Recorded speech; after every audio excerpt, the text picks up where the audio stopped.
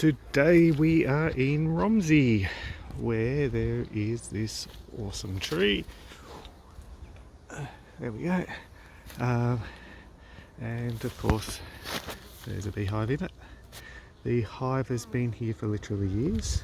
It goes all the way down. You can actually see this tree is so rotted through this section that I can literally just peel the timber off without the need for a chainsaw.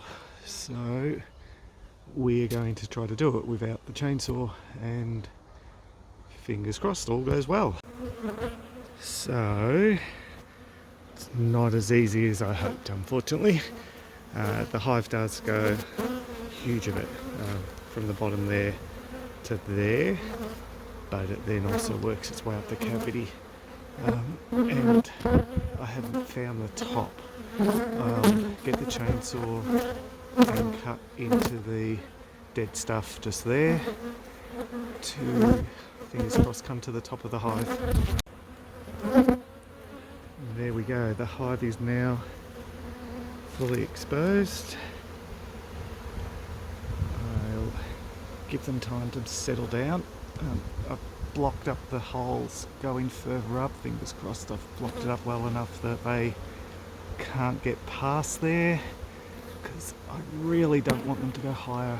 This rotted section goes way up the tree, and they might need an arborist to look at this tree because it's very rotted, more rotted than I thought it was when I first saw it. So there we go, this is a huge hive for this time of the year. The bees are extremely strong, and of course because I've done exposed their hive, they're not happy with me either.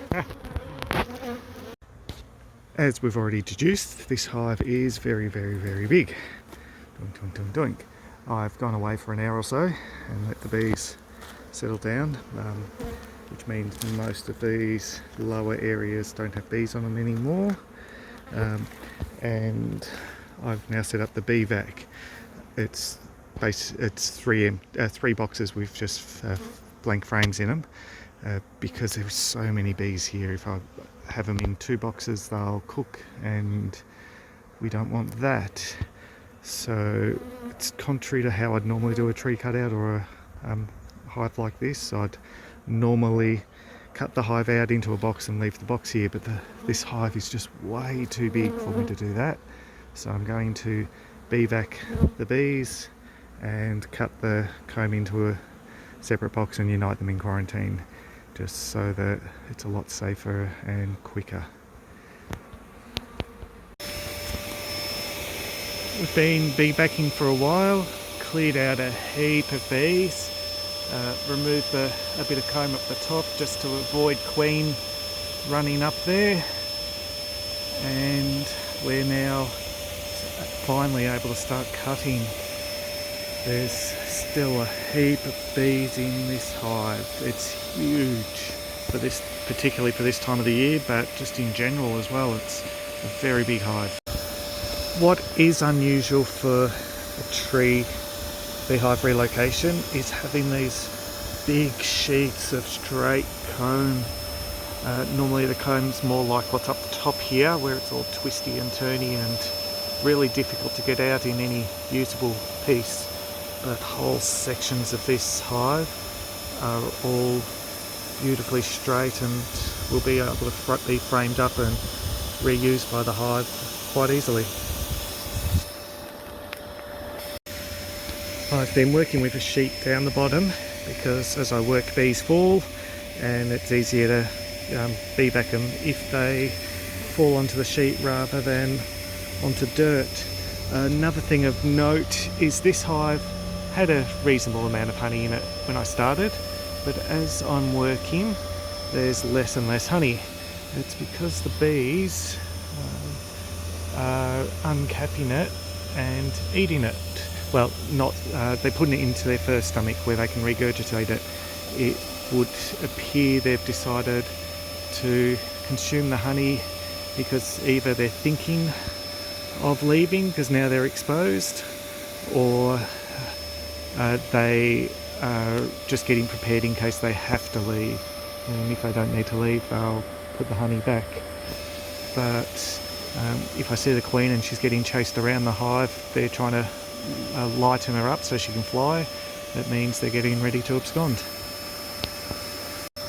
There we go. So what little honey I've now taken out of the hive.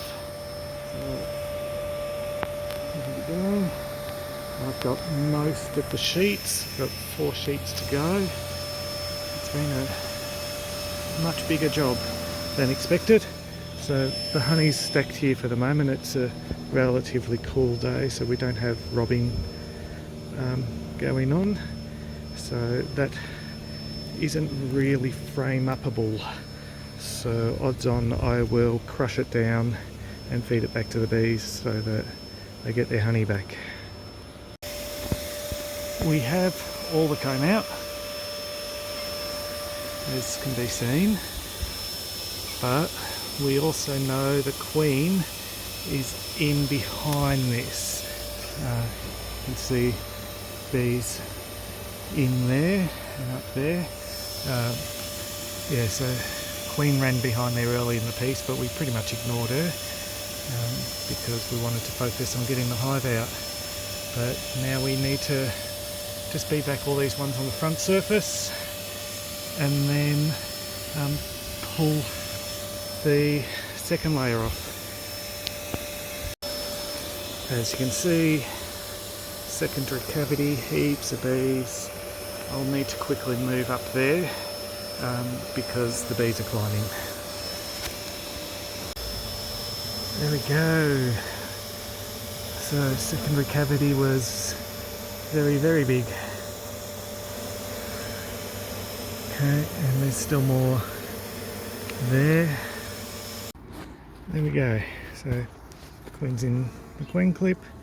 The bees are going to start coming up now because she's in there and I can smell her.